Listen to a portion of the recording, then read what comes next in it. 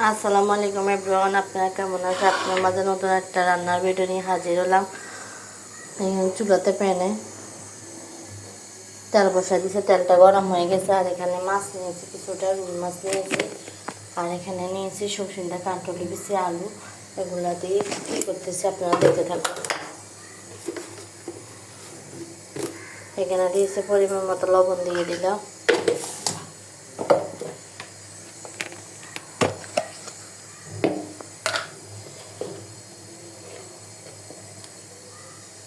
হলুদের গুঁড়া ভালো করে হাত দিয়ে মেখে নেব।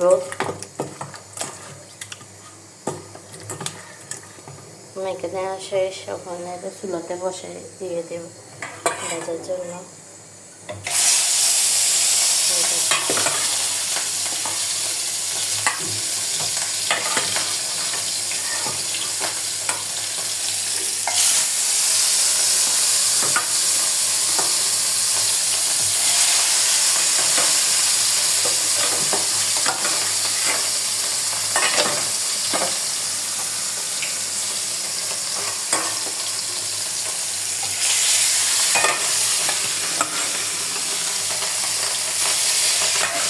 সবগুলো মাছ দিয়ে দিলাম ভাজার জন্য, ভাজা হোক।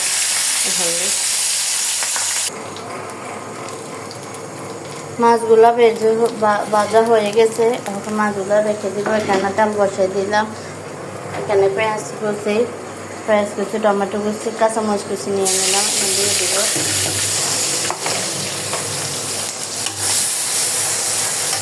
দিয়ে দিলাম, দিয়ে দেবো লবণ, দিয়ে দিব।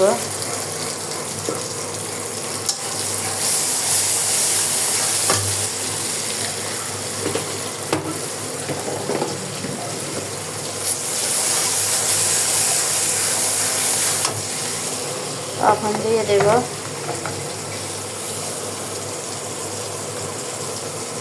রসুন বাটাটা দিয়ে দিলাম।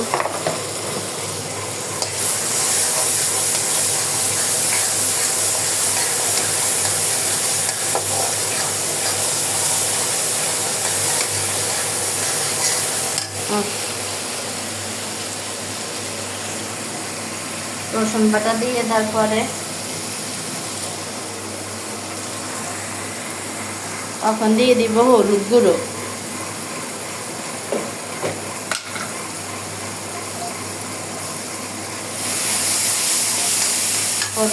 দিয়ে দিলাম। এখন দিয়ে দিব মরিচ গুঁড়ো।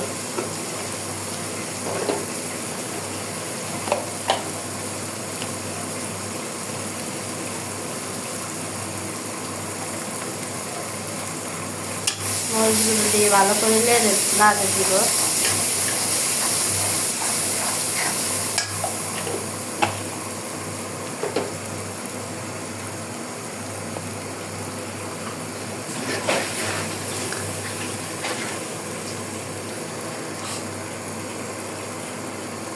সামান্য পরিমাণ একটু পানি দিয়ে দিব।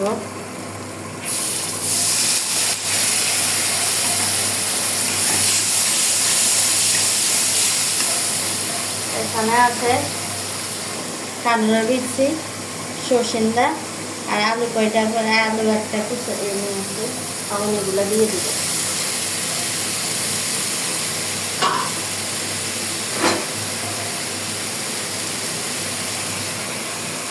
ভালো করে সব লাড়ে মিশিয়ে নিব।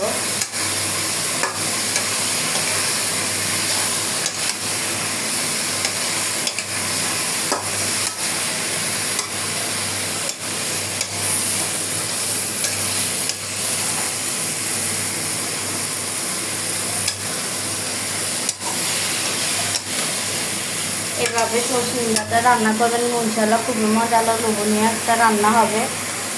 দেখেন সুন্দর একটা রান্না হবে, লোভনীয়। ভালো করে কষা নিব এখন। দেখেন কত সুন্দর একটা কালার এসেছে।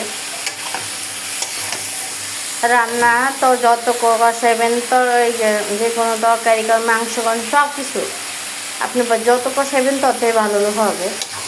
স্বাদ ওই কমতে থাকবে না স্বাদটা।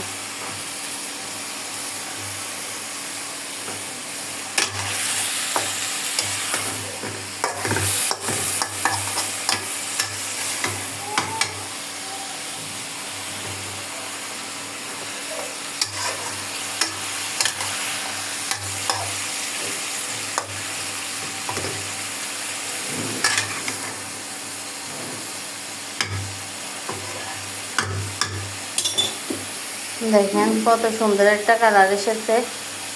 ভালো করে আমি কষাই নিব তরকারিগুলারে। দেখেন ভালো করে তরকারিটা কষানো হয়ে গেছে। দেখেন অল্প করতে হয়ে গেছে, চালগুলো এসে উঠেছে। এখন পরিমাণ মতো পানি দিয়ে দিব।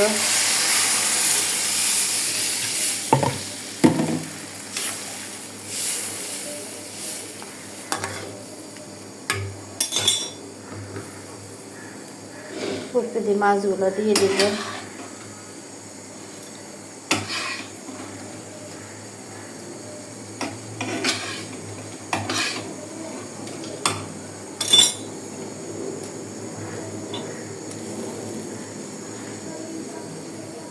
মাছগুলো দিয়ে দিলাম। এখন সামান্য পরিমাণে একটু পানি দিয়ে দিব ভর্তি।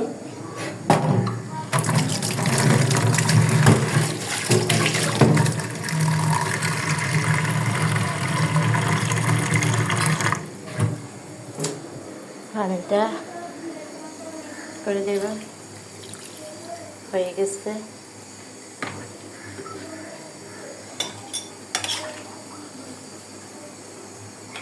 দেখেন কত সুন্দর কালার এসেছে। আস্তে হোক, তারপরে ধনিয়া পাতাটা অ্যাড করব। বাদাম সুন্দর মতো হয়ে গেছে। এখানে প্রেসার কুকারে সিলেটা রান্না বসাই দিলাম, হয়ে থাকবো।